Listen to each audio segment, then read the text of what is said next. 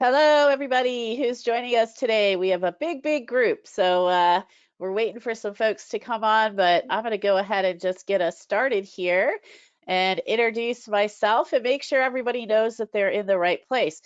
I will first say apologies because I do have a cold and you'll hear that here. So I'm battling that right now, but hopefully you can understand me. The class today that you're at is CDOT Professional Services Compliance for Local Agency Projects. So I know I saw a couple of people on here that look like they do construction work. So I just want to make sure that you understand the difference between construction and professional services being things that are like engineering, surveying in the highway road design upfront part of the project prior to construction. So if you're a construction company that does something like trucking, this probably is not going to be of a whole lot of value to you. However, if you are a CDOT engineer or a local agency engineer or a project manager or even a construction manager for one of these local agency projects that are doing that kind of upfront design, then you are in the right place. So welcome today. I'm just going to do quick introductions here. Like I said, my name is Kathy Kramer. I am the program manager for CDOT's Connect to Dot program. I'm going to tell you about that here in just one second, but I also introduce Karen Fuji Barton, who is with me today. She's our subject matter expert and she knows all things CDOT professional services and alternative delivery. So she is definitely the person to know when it comes to all questions about this. But I will be recording this session today, and I'll also send out the slides along with, any Q&A that may come up if we've got things as a follow-up. So don't feel like you have to take a lot of notes. We'll make sure we get that over to you. So as I mentioned, Connect to Dot. This is a program of CDOT where we provide free one-on-one consulting, workshops and training, and a lot of other ways to connect small businesses with CDOT and CDOT project opportunities. So if you've got any consultants that are working and maybe need a little extra support, send them my way. We have over 250 business consultants in our network, as well as about 15 who are specific to kind of knowing and understanding how to work within CDOT. So definitely hit me up that way. I do want to tell you a little bit about some other training that we do have coming up in case you are also work on the construction side of the house. There is a contractor compliance series of courses that are coming up. They're full day classes, and we're doing that across the state. So you could come in person on these dates to any of those different locations, or you could join virtually. So be sure to sign up if you also are responsible for compliance on the construction side. And then the last thing, I do just have contact information for myself and Karen in case you all need to see that. So with that, I am now going to switch over to Karen's presentation. I'm going to let her go. And I do want to just mention, I know we all use a lot of different formats. This is GoToWebinar. And so if you're not familiar with it, you'll see there's a toolbar on like either the top of your screen or the right-hand side of your screen. And there's kind of an orange button with a white arrow. If you click that button, it will expand and contract that little tiny toolbar and open up several different options. One of those options on there is the questions box. So to open that question and ask questions as we go, we do set everyone's microphones to mute because we've got over 150 people on today. So we're just going to eliminate any background noise, but go ahead and ask questions and I'll field those for Karen as we go. You can click right next to where it says questions. There's kind of a little arrow pointing at it. If you click on that, it will expand that window. If you go over to the right-hand side of that title bar that says questions, there's sort of a 3/4 box with an arrow pointing out. If you click on that, it will undock that and sort of make that questions box a little bit bigger. Sometimes it's easier to see the questions and answers that way, but please type your questions in, send to all so we can all see those questions and I'll track those as we go. All right. With that, I'm going to take my camera off so you don't need to see me with this cold today, but I will let Karen go ahead and run us through the presentation. And thanks, Karen, for being here, and we look forward to it. Thank you. Hi everyone, thanks for joining. I'm really excited that this is a really good turnout. So I'm going to talk about local agency contracts. As some of you know, come July 1st of last year, we started monitoring and tracking local agency contracts in B2G and changed the processes to align with our regulations. Today, I'm going to talk about a little bit about the basics of local agency consultant contracts, professional services contracts. We'll talk about processes. So in each area, proposal and award, prompt payment audits, DBE monitoring, project closeout, enforcement, and training aids. This was along the same line that I did a couple weeks ago for regular consultant contracts.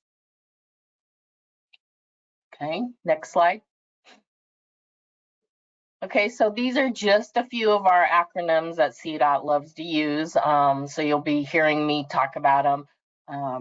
I have it in places on the slides where I actually write it out, and other places I just use the acronyms. So this is just a short list. There's a whole bunch more that, as you know, CDOT uses. So you can always ask if you don't understand something.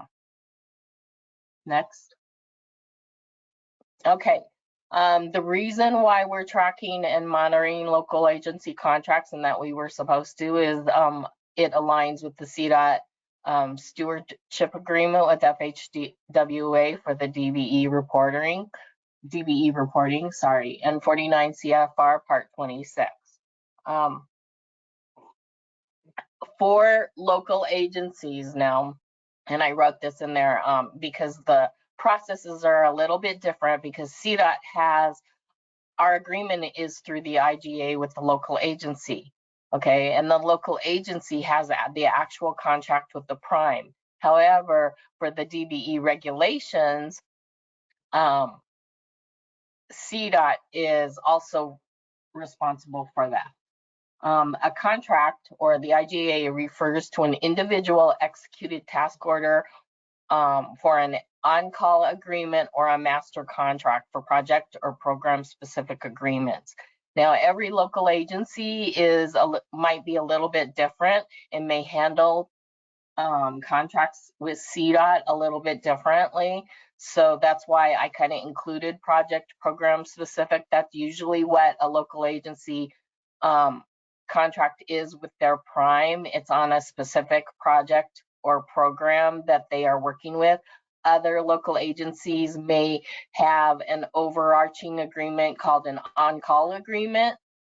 And what we, CDOT, considers an executed task order is actually the contract with the local agency. So there's just a little bit of differences because of who is included and who actually reports to CDOT. Next slide. Okay, the proposal and award. So I'm going to talk a little bit about the process here. What contract applies to CDOT requirements? So like I said, there's differences. CDOT won't oversee any local agency contract if you as a local agency is not seeking reimbursement from CDOT. We don't need to be involved, okay? Another situation is when RFPs with only state funding, and that's 100% all along the line is state funding, okay? So no federal fund, no little piece of federal funding in it. So that's what's confusing to a lot of people, is that they say, oh, this is state funding. But if any piece of federal funds pass through that state funding, then it becomes a federally funded contract. So in those cases, when it's strictly state funded, the CDOT DBE program will not apply.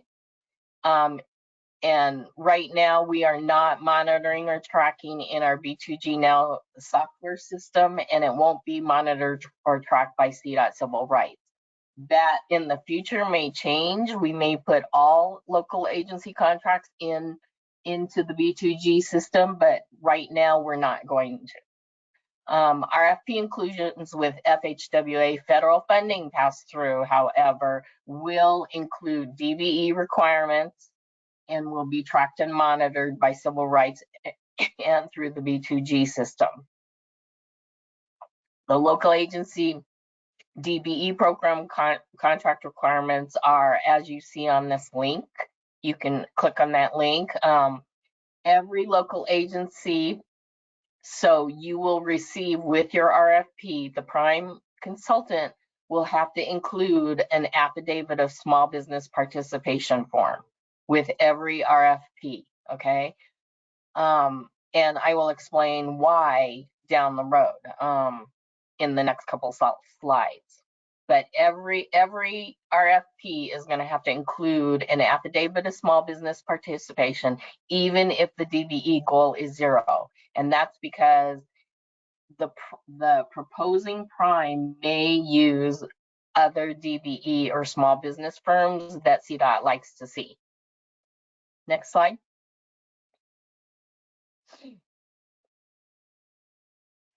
Okay, so establishing the goal, a little bit of the process. Civil rights will be asked to set a goal. So it's going to be the region civil rights because local agencies are in different regions. It won't be headquarters. So the civil rights office will be asked to set a goal on a local agency contract. The RFP will go through your normal process. So local agencies, you handle your RFPs the same way. Okay, and it'll be advertised and awarded. Once a local agency chooses and the top proposer, then CDOT will approve and review the DBE commitments based on that DBE goal.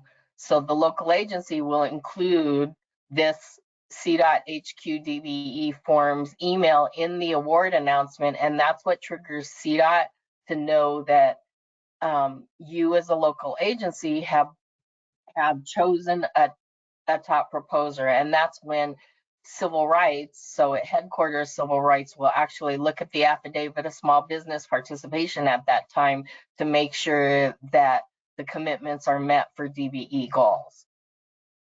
If for some reason that affidavit shows that the local agency has not, or the prime proposer has not met the DBE goal, there is a possibility and the prime can go through a GFE review, but that will take 2 to 3 weeks because it'll go through a process. Okay, next. This is just a sample of what the affidavit looks like. It's 3 pages. Next page. And then I just broke it down here.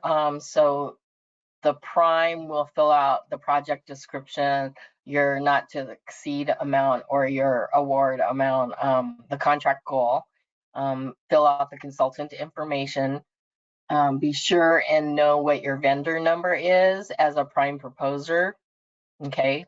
So that when the contract does get set up in B2G now, that we're using the correct account. Next page. Hey, Karen, quick question on that. Where do people find their vendor number? It will be in B2G. So if you look up in B2G and pull up vendors, you need to have an account in B2G system, and then you can look up your vendor numbers. So if you need help with that, let me know. Okay, and one last question here. Do all local agency projects go through the approval process for add and award, or is that only when federal funds are involved? For the civil rights portion, when there's federal funds for the civil rights portion, there might be a DBE goal on it, and then we will review that affidavit. It's still as a prime proposer, as a consultant, you will still go through your local agency, whoever is actually running that project, and they will choose who to award to, okay? So we're just kind of, CDOT is involved in the background to monitor and look at the DBE participation and to ensure that regulations are being followed. Okay, this is another piece of the affidavit. So there is going to be a whole section for DBE participation where you put the number of teams that the prime proposer is going to be using and where you list the firms. Most consultants are familiar with this form if they've ever proposed. And then there's a section 3 is also the ESB participation information. Okay, and Next. just a quick question. Somebody had asked, for those who are newer in the audience, can you give a little background on what B2G stands for, what it means, how to set up a login, etc.?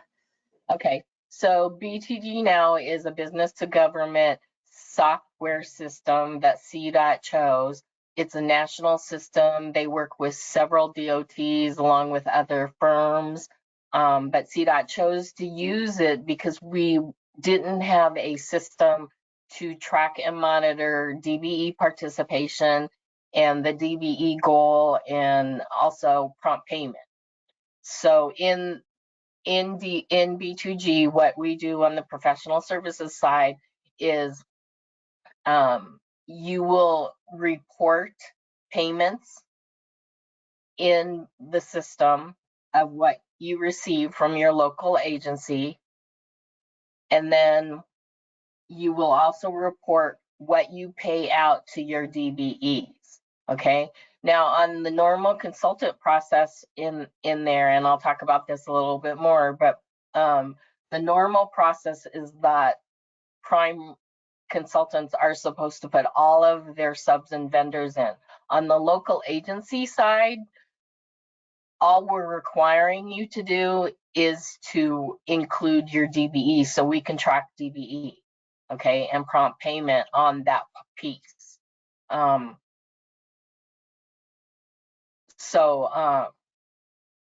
If as a local agency, you local agencies want to see in CDOT software system all subs and vendors, that's totally up to you. You can do that. But all CDOT is going to require is the DBE firm, so you can report the prime proposer or the prime consultant could report the DBE payments every month, which triggers the DBE participation. As far as setup and stuff, there's a whole process. So I would suggest maybe you contact me and then I can send you information on it, on how to set up an account if you don't have one in the system. And then you set up users as well. And Chessie Price with CDOT just put a link in there as well to where you can find information on CDOT's website for that. Thank you, Chessie.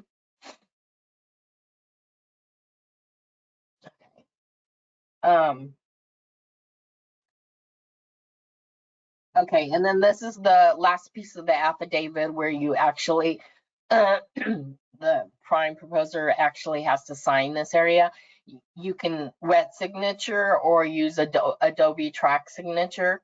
So that's what CDOT accepts, is that Adobe Track signature or just your wet signature on there, not a typed signature. Okay, GFE, this is just a little bit about the process on a good faith effort. If you had to go through it and you couldn't meet the goal, it could be during your proposal time or maybe during your contract. There is an actual good faith effort review at the time of proposal, like I spoke about earlier. And then during the active contract, if you find that you can't meet the contract, you should be discussing it. The prime consultant should be discussing it with the local agency, as well as keeping CDOT coordinator, local agency coordinator, and civil rights involved to know that that DBE goal is not going to be met.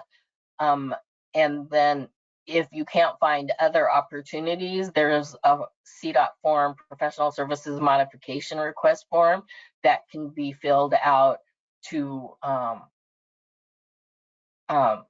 for approval from your region, which could change or reduce that DBE goal if there is no way you can meet it. But that all has to be approved by your region civil rights office. Okay, good cause reasons. These are just a few good cause reasons, which are GFE efforts. Okay. It must be demonstrated and approved by the Region Civil Rights Office. And then there's a variety of factors. What's usually not considered and is kind of a red flag to us is the consultant self-performing the work, or CDOT wanting the prime to perform the work. I know that a lot of times CDOT engineers want the prime to do specific work, but if it's taking away from DBE opportunities or a DBE firm that was on that team, then we in civil rights is going to question that.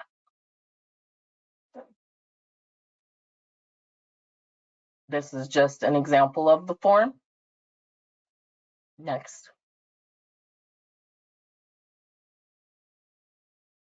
Okay, the RFP process and award.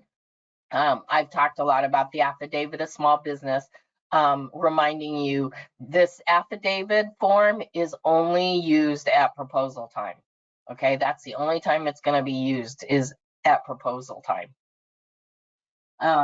The local agency, after the award, the local agency will submit a B2G Now application setup form that CDOT has established. It is in Google format and in PDF format as well, because we were asked, some local agencies don't have access to the Google format. So there is a PDF format too in this link. So that form, what that form does, because a lot of our processes are manual and our systems don't talk to each other, this is our trigger to set up the contract once it's been awarded to the prime consultant in B2G Now. Okay, we're going to have, there's questions on there. There's areas to fill out who the local agency contact is, who the prime is, who the prime contact is. And once we get that, we set up your project in B2G and give you access as a local agency person, and of course, as you as the prime, you have access to get into B2G. Okay, so CRB sets up a proposal and the UP plan based on what the affidavit says in the award. And the UP plan is done by headquarters, so that's me, and I will work with you as far as communication go. As a prime consultant, you should be talking to your local agency, because that's actually who your contract is with. And then keeping your local agency coordinator, CDOT local agency coordinator, and civil rights involved when it comes to DBE stuff and how to go through these processes. Next. Yeah, we had a quick note here, Karen, from Kyle Ralston, who said that the CDOT LAC's local agency coordinators voted that the Google format go away. So have the local agencies check with their region coordinators. Okay. And I will let HQ know that too, to see if, so they're not liking the format?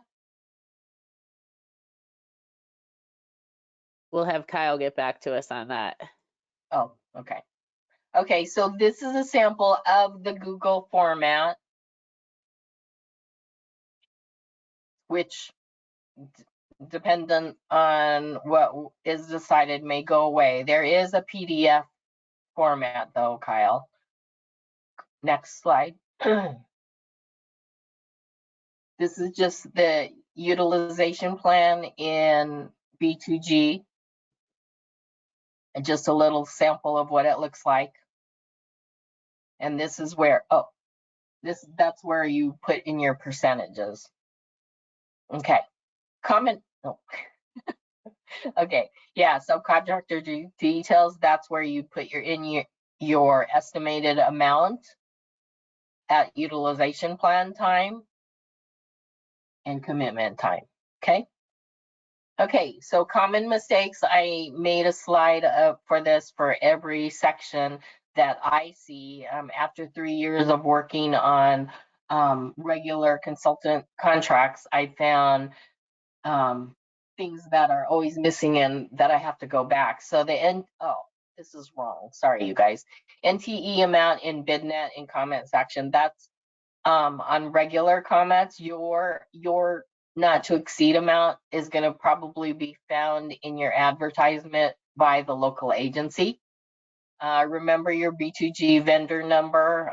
When firms are bigger and they're proposing and they get awarded a contract for you local agencies, then there's confusion or multiple contracts under different vendor numbers for bigger firms. And then the percentage required for committed work, which is required on the affidavit. On the UP plan, once a prime proposer is awarded the contract, then for local agency contracts, only the DBE and ESB subs vendors listed in the proposals will be added. Now, like I said, if the local agency wants you to put all subs and vendors in, that's strictly up to them, but CDOT's only going to require what we need to track.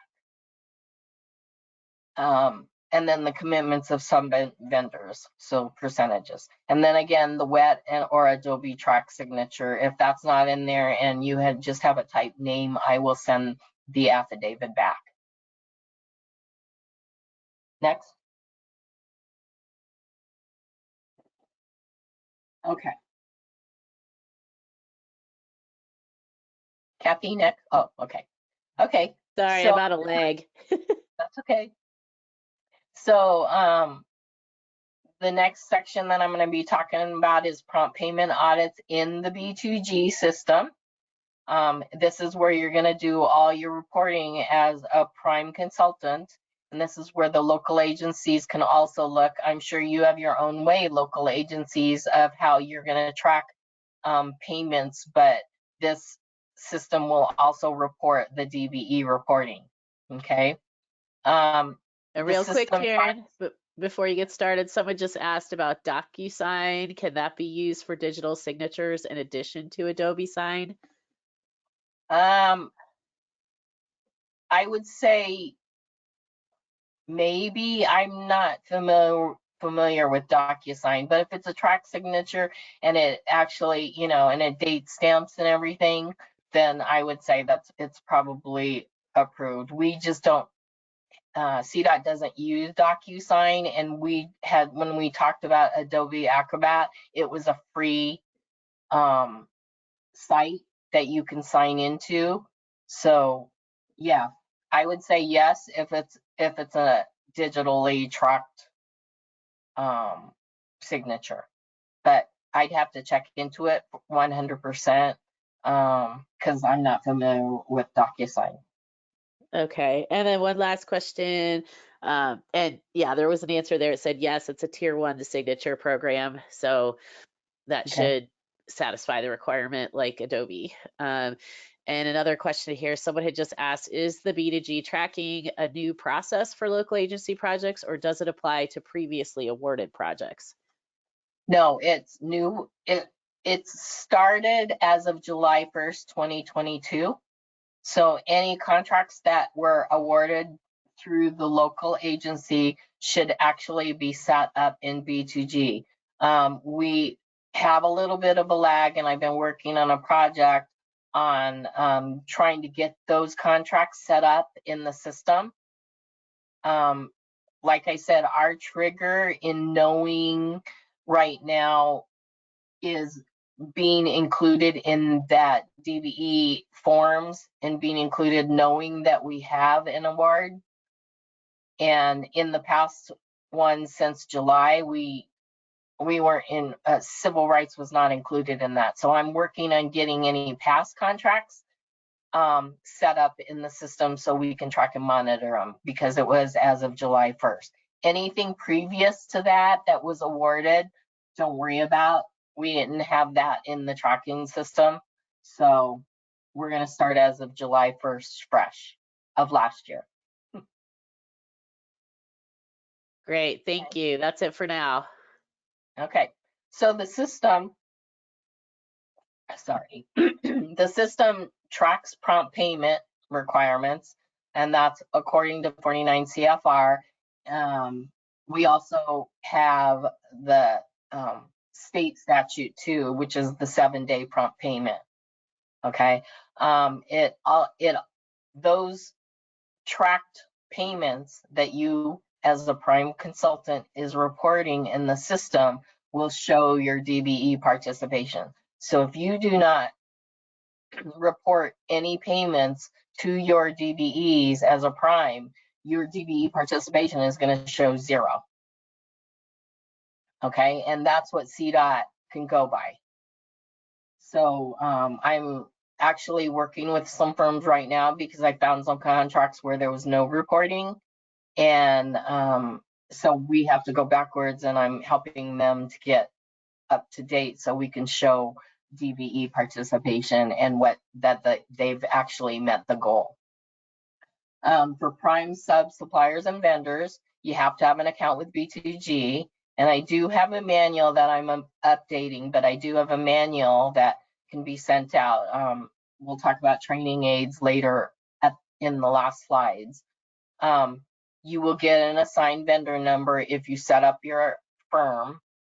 And then for reporting on a monthly basis, what's going to happen is you're going to start getting, once the contract gets set up in the system, the first of every month, the prime consultant will get an automated email notice saying to report payments for the previous month. So for example, on April 1st, prime consultants who already have existing contracts, they're going to be getting an email to say report everything in March. Okay, even if the payment is 0, you need to report it, and subs and suppliers and vendors that are under those primes will have to confirm what is reported. So if they get paid 0, they need to confirm that.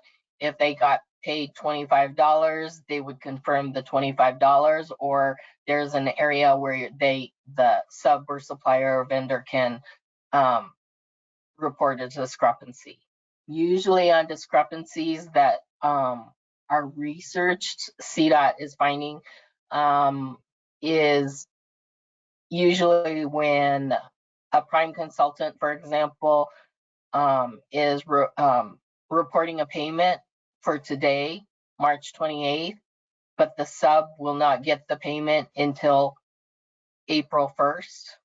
So that the system will automatically flag that as a discrepancy, but in reality, it's really not. It's just showing in different months, and that's the reason the system is going to report it as a discrepancy. The local agency, you will have access through B2G through that local agency setup form because you will be given access, and then you'll audit to ensure payments are reported and that it matches your reporting, and you will ensure that the DBE goal is being met. Because remember, local agencies, our contract is through the IGA to you. We don't have a contract with the prime consultant.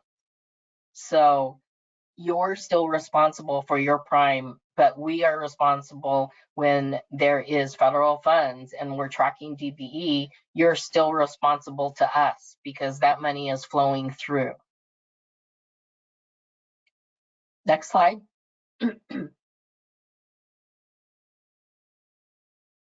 Okay, so the payment audits in B2G allow all of these local agency consultants, project personnel, and civil rights to monitor the progress. Like I said, the consultants and subs and vendors will receive a monthly contract audit message from B2G from the system, and it's automatic. The consultants will report all their payments, even if it's 0, and then the local agency, project personnel, or civil rights will monitor past due audits and discrepancies in the system. Next.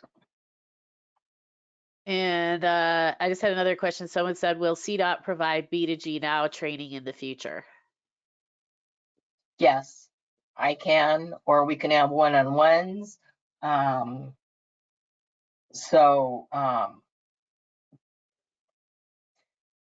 It's better actually to have one-on-ones, honestly. CDOT and I have had software trainings, and it's just kind of hard and difficult for everybody to follow at the same time. I would suggest you contact me and we can work something out in working with B2G and explaining things. Okay, this is just an example of a prompt payment audit and what it looks like in the system. So this is for January. The payment to Prime on the bottom of the first piece, that's where Prime consultants will actually do their reporting. Okay, if you went into that edit and view detail area, there would be another area to report the subcontractor payments. And then the second bottom screen is actually showing subcontractors and what it looks like. And it shows your certifications as well.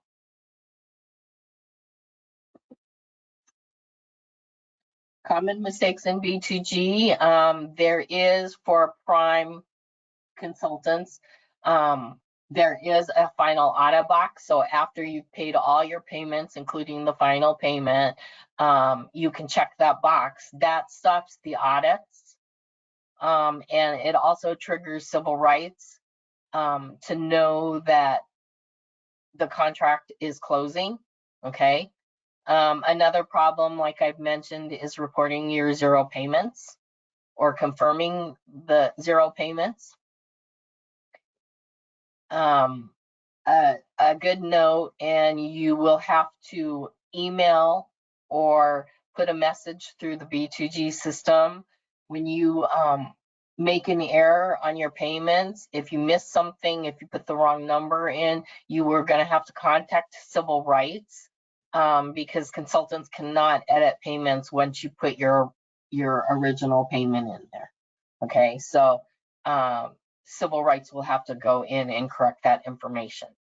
And then another problem is when some sub-consultants, mostly when they get paid zero, they don't confirm their payment, so it just stays open.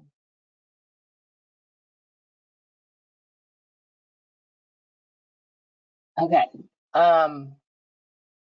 DBE monitoring and reaching the commitment. So we're going to talk a little bit here.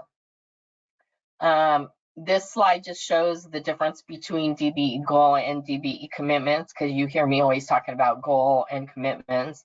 Goal is actually your percentage, so your overall contract amount, okay? And it's based on how the DBE goal was set. Your commitment is actual dollars. So what the dollar amount that the Prime plans to meet the DBE goal. Okay, next. Okay, so for the monitoring of the DBE commitments, they will be met by each sub and vendor, so each DBE. If the DBE cannot, on the team cannot perform the committed work, the Prime consultant, and if you've done business with CDOT before and on other contracts besides local agency contracts, you know that you need to find other work to fulfill that DBE goal, okay? The work area or scope of work does not have to be the same as the original DBE if you can't fulfill the goal. And if the sub is added, then you need to go through your local agency and your local agency coordinator and let them all know, because they need to approve that sub first. Once that new sub, whether it's the same work or different work, that new DBE sub is added, then as a Prime consultant, you will go into the system and add that new DBE. And I always ask for either a contract amendment or a PCW for that task order to actually see that that new sub is going to work on that contract. Okay. Oh, go back. If the commitment still can't be met and you can't find other DBE work to fulfill the goal, the prime consultant needs to fill out that modification request that I was talking about earlier. Okay, next. All right, I've got a question here that actually relates to the training that was done yesterday for local agencies. You said, I thought that it was said that subs confirming their payments was optional, but it was recommended because if they missed the 15-day deadline, they could not ask CDOT for assistance with payment enforcement. Today, it was implied that the sub payment verification was required. Well, it has to be done. I would require it on both sides. And yeah, what was explained is correct in yesterday's, and I'm assuming that's the contractor local agency training, but it does have to be required because in the system, if it is just left blank, that is considered an open audit. So for example, for March audits, it's gonna still be an open contract with open audits that needs to be fixed. And Karen, who's responsible for fixing it? So if they are left open, does that have to go back to the contractor again to actually do it, or is that done by someone else? At some point, CDOT, we might blanket close them out. It's up to civil rights to review it because we cannot also close out a contract with open audits. Okay, and there are ways in there to clean it up, but if I have to clean up like my headquarter contracts on regular consultant contracts, I actually put in there that that I note it, and then of course the system notes who closed the contract and who cleaned it up, so my name will always be at the bottom to say expired contract or no response, and that I cleaned it up.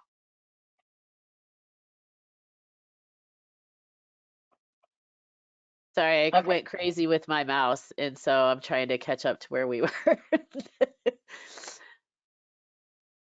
Hold on, I'm coming back. Okay. Oh, here we go. Are we on this? No. Keep going. We're in the past good faith. Yes. Geez. Yeah. Somehow I went really far You're back. going backwards, not forwards. Oh, all right. Hold on.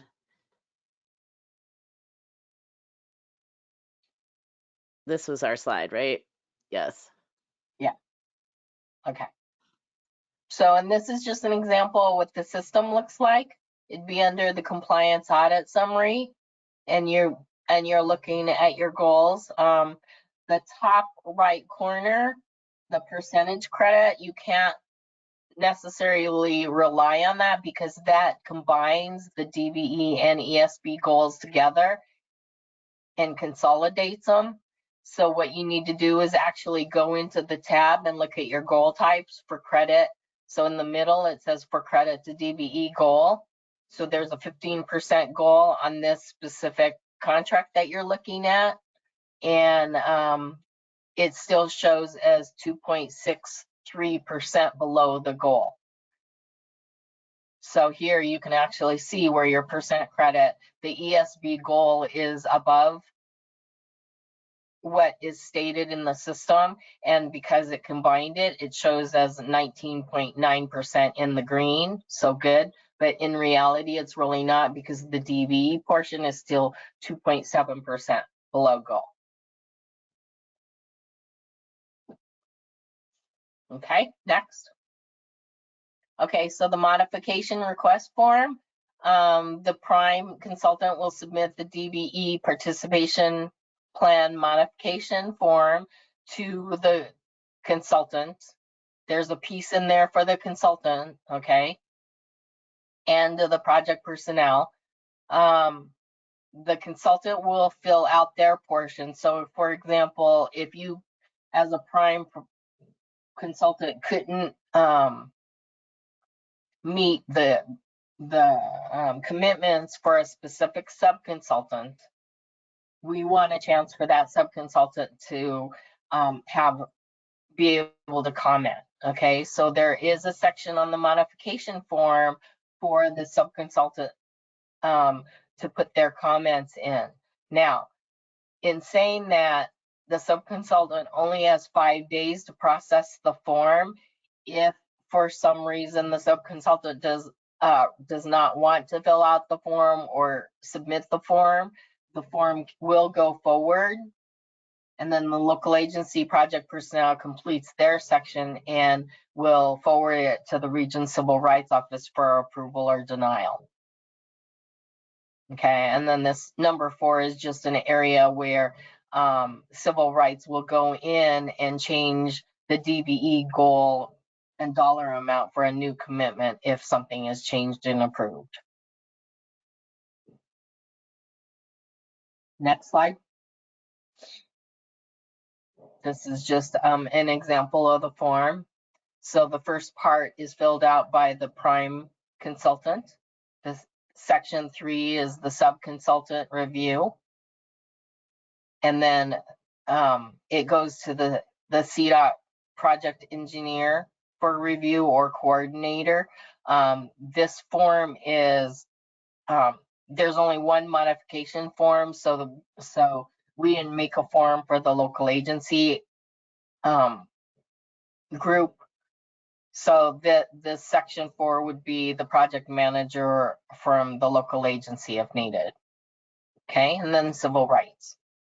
But all along this process, your local agency coordinator should also be involved. There's just more pieces to the puzzle and more different departments involved when we're talking local agency contracts.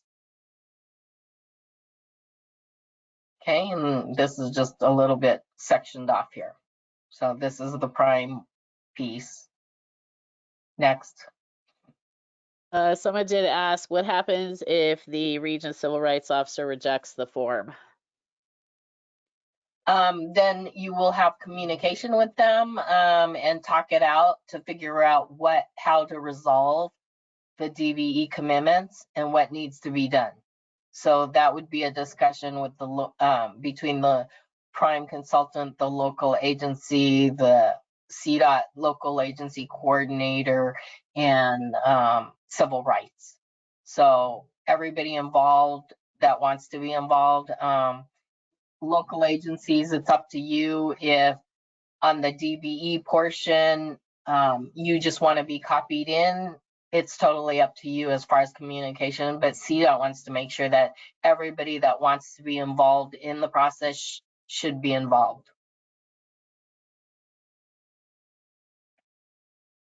Okay, this is the DBE portion, so they have their piece to concur or not concur and sign off. But again, after 5 days, the process will still go forward.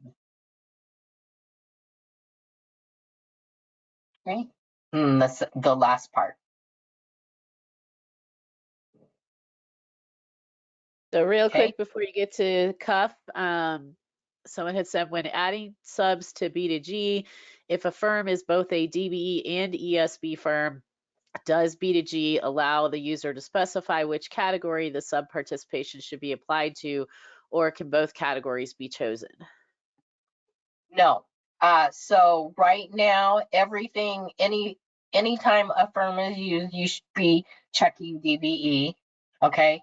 ESB is tracked, but what we have to do is run a report because the system cannot, right now, we can't figure out a way, or we're figuring out a way of how the system can actually report it.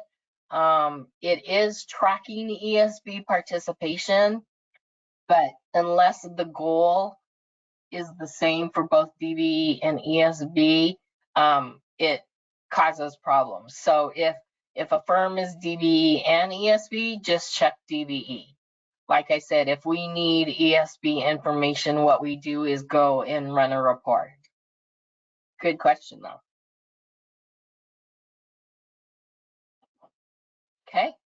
Okay, so part of DBE monitoring and the regulations is commercially useful function for DBEs to ensure that DBEs are actually performing as a DBE.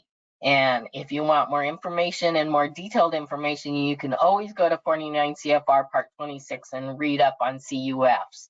But what we have done is we developed a commercial useful function questionnaire, and that needs to be filled out, okay? So to perform a CUF, DBE must be responsible for the execution of the work. So these are just pieces of what the CUF is going to cover. It must be performed on every DBE firm that performed work toward meeting the goal, okay?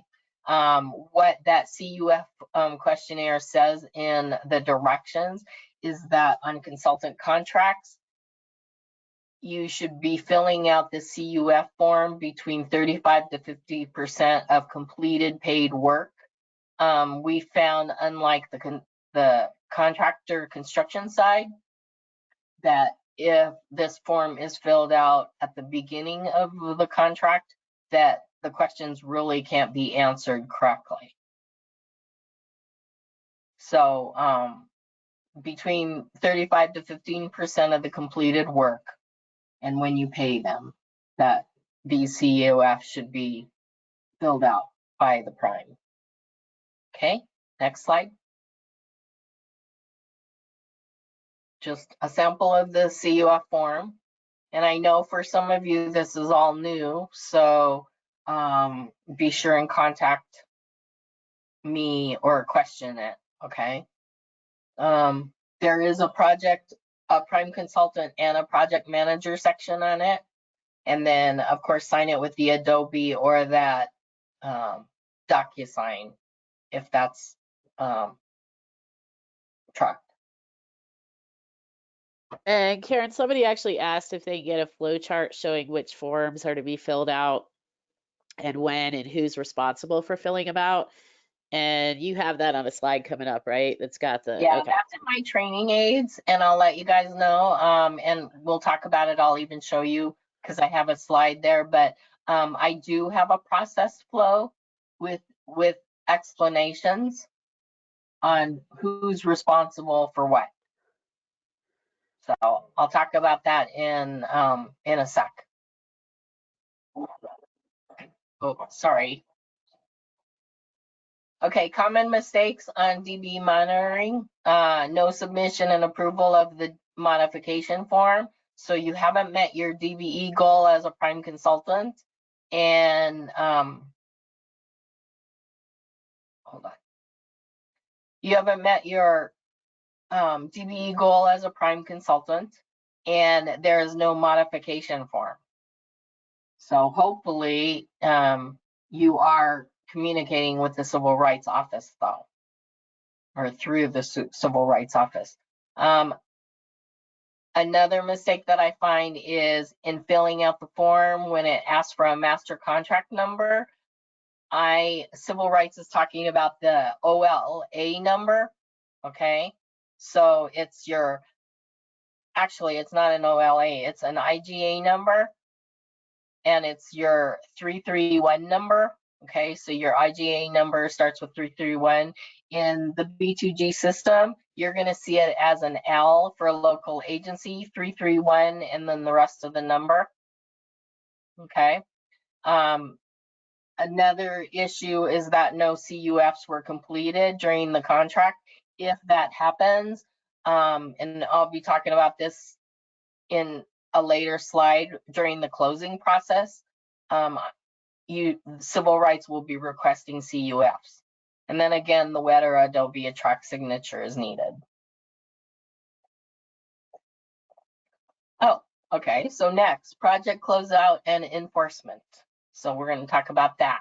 The prime consultant has to submit a professional services closeout form, and all CUFs that are going to going toward the DBE goal, okay? And you can, as a prime consultant, upload those closeout and CUF forms in B2G, and then you notify the local agency and local agency coordinator. Okay, then civil rights will review that closeout form. The closeout form is the place where there may be sanctions, because civil rights can apply disincentives at contract closing level to the local agency. Okay, so local agencies, I suggest that you pass those sanctions, if there are any, to your prime in your contract. Again, CDOT's agreement is through the IGA to you as a local agency, so we cannot sanction the prime consultant, because that's not who our contract is with. We will be sanctioning you as a local agency. So big giant note of all this: include your sanctions and pass them down to your prime, because it is the prime's responsibility to ensure that they meet that DBE goal, but the sanctions will go to you as a local agency. Okay, civil rights on that closeout form will note the payment reduction and upload the information. Okay, so that payment reduction will come out of your last payment that CDOT pays the local agency. We did have a question here from a prime who said that they've been awarded contracts and task orders that have not made it into B2G until several months after NTP. So they just want to know kind of what the delay is, and as the prime, are they penalized in any way, since it puts them way behind on monthly audits and payments being confirmed? No, we could catch you up on that. If it is a local agency contract, email me and we can work it out. A lot of the pieces to B2G are manual, so I don't know if it was missed or what. If it is a local agency contract, like I said, the ones from the end of 2022, I found out were not included in the system. And so I'm trying to work on that. But since you know of it, contact me so I can get it in there. I do have a list, and I'm working with the local agency coordinators to get those contracts input in B2G. But the only time the sanctions will apply is at the end of the contract. So we have, hopefully we have time to catch you up. And even if it is at the end of the contract, for example, CDOT will work with you to get all that information in before any sanctions occur. Sanctions is not what CDOT wants to do. It's just per regulations, it's what we can enforce it on. Okay, so the local agency coordinator will notify the local agency project engineer of the sanction. And then, like I mentioned, it will be reduced from your final payment.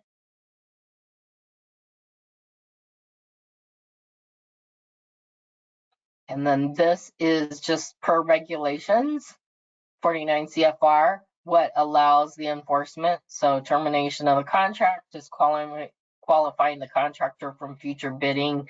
That may be a little difficult for the CDOT side, because our contract for local agencies are with you guys. Assessing sanctions, withholding monthly progress payments, and liquidated damages.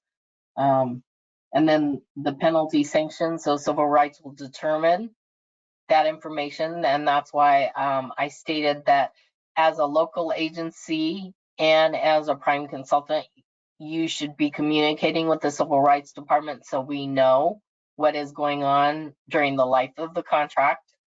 The Civil Rights Office will document and approve those unmet commitments, and then if not approved, if those reasons and good cause reasons are not approved, then sanctions will occur. And it is dollar for dollar. Okay, just a copy of the closeout form. And then, so this is where the prime consultant will fill out all of their information, DBE and ESB. And then this piece is where civil rights will review the closeout information and the information in B2G and apply or not apply disincentives and sign off on it. And then it will be loaded in B2G. We're trying to get everything, all the documents in B2G, so we have one place instead of like everybody's emails, which has happened and has happened in the past. And then we can't find documents when we need them. Enforcement occurs at the end of the contract, which is what I said, so. And then any mistakes, that final audit box is not being checked. So we didn't know that that contract was closed out, especially if, for example, your contract is completed before the expiration date of the contract.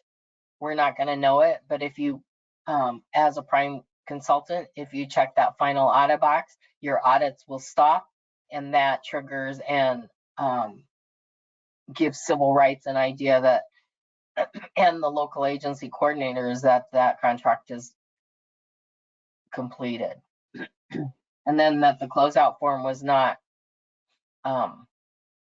processed. Okay, per somebody's question, training aids, next. So we do have process flows, and they're step-by-step processes that are in there. It'll tell everybody's responsibility, each party's responsibility, okay? And that's your link to it. Next page. And this is an example. Okay, so we have CDOT Civil Rights Headquarters in orange at the top, the Region Civil Rights Office, because that's what local agency contracts go through usually, is the Region Civil Rights Office, the CDOT LAPEPM, and then the local agency PEPM. So this is all, everything in yellow. If you click on, you're supposed to get a script. And from what I understand, most of the local agency or the consultant process flows are in the system. We do have a consultant helping out and completing the process, but from my understanding, most of these are already in the system. If you can't find it in our website, you can email me and I can send you the process flow or the manual. Everything is in our in CDOT Civil Rights websites. Okay, so it has the contract requirements, so it has all the forms and the process flows. Some have videos in it involved, and then the external or internal B2G manual. And these are written for regular consultant contracts, local agencies, so there might be a little bit of a difference, but ask questions. That's the most important thing, ask questions. Continuous stuff is B2G. We have navigation videos on there. The annual trainings, this is one of them. Improvements on processes, because this is a new process, just like on consultant contract and monitoring was new 3 years ago. This is new for local agencies. So if something's not working, CDOT can re-look at it and try to improve the process. And then, of course, one-on-ones. Okay, any more questions? There's me at the top again. And then by region is everybody's contacts. So you would, as a local agency, would be contacting these civil rights people, or local agencies, you would be talking to your local agency coordinator in there, and they will know who you can contact. And that's it. All right, it's not quite it, because I've got a couple questions that I held to the end, Karen. We're only at 10:05. I may have to give 160 over 160 people, 55 minutes left.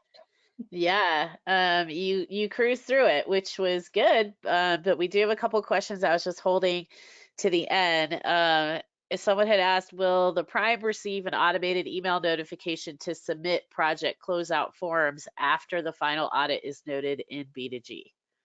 No, there's no automatic.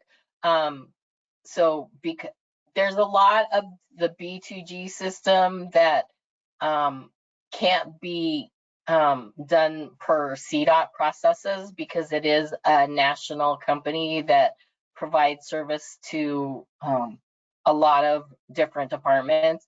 If, for example, the way we've gotten some of the things changed, of course, is, you know, contracting with B2G and having them make changes for CDOT. Other times, if we have a problem, we will mention it in our CDOT monthly meetings. And if other DOTs have made the same comments, then B2G will make changes that way. Okay. I'm coming back here to a scenario that I was holding because it's a little long, but it deals with prompt payment. So I was going to read it to you. When verifying the payment received, it asks if the contractor is withholding retainage. Does that relate only to retainage being withheld from the invoice, which is usually like 3%, or if they haven't paid the invoice sent within the agreed upon time, should we click this button, which I assume is on the audit? We have clients that don't pay within the 30-day agreed upon contract timeframe, and there seems no way to make note of that in B2G compliance audits. Okay, that's actually a question for the construction side. So if you were in yesterday's meeting, you might need to get a hold of Monica Villapondo, who is the construction manager. On the professional services side, on the consultant side, we don't have retainage. So CDOT doesn't, on regular consultant contracts, CDOT doesn't withhold any retainage because that's not how we process consultant contracts. Between the prime and the sub, like I said, for the construction side, you may need to discuss that with Monica or I don't know, or somebody on her team. Yeah. Sorry, I can't answer that question. Yeah, and I knew you weren't going to be able to, but I just thought I'd let you at least say it. And then Heather, I'll get back to you. I can provide you with the content from yesterday's session if you didn't attend that one. And I'll get you the contact information for the folks that work on the construction compliance side. Let's see, I got another question. If a DBE firm uses, say, 30% of their budget subcontracting work to a non-DBE firm, maybe a surveyor, drilling company, etc., can that 30% be counted as DBE commitment or not? No, it cannot. If a DBE firm subs out to a non-DBE firm, we have to separate that money out, and only the DBE firm piece dollar amount will be included toward the goal. You have to section out the non-DBE work because that will not count toward a goal because that firm is not a DBE. All right. I'm coming back through here and just doing a double check to see if we've got everyone answered or if there's other questions. Here's one more. What would the responsibilities be of a county's compliance office for these projects? For you to ensure that your prime is reporting DBE payments if there's a DBE goal, and CDOT is monitoring and tracking. So as a county or local entity, that is part of your responsibility because those federal funds are also passing through you. So you need to ensure that your prime is reporting payments and that the DBE goal is being met. Because if that DBE goal is not met and there is no modification or approval by the civil rights region, then you as a local entity will get sanctioned. Okay. And I know Chessie put up a link to the Civil Rights YouTube channel where you can find the recording from yesterday's session about construction project compliance for local agencies. And then I was just thinking this too, that there will be a section of the construction compliance training that's happening in April that will go through some of the B2G as well as certified payrolls and LCP tracker, but you might get that information answered in one of those sessions as well. Okay, here I've got how do you record DBE participation if they are 3 or 4 tiers down from the prime? So a non-DBE sub is using a DBE sub vendor like 3rd tier on their contract. How is that reported in B2G or in the utilization plan? So in B2G, there is a way to put different tiers, and every time that you set up a different DBE, whether it's tiered, because it'll ask who they're contracting with and what tier it is, then there'll be a radio button to report whether or not that firm is DBE or not. One of the good things about B2G, it is linked to the DBE directory as well as our ESB directory. So that vendor will show as if it has DBE or ESB certifications. All right. Let's see. I think I have addressed all the ones that had come in. Okay. I know this is new for local agencies, and I know that, some of you counties and stuff are confused. Please email me. And if we need to talk through it, once you get B2G and how the system runs,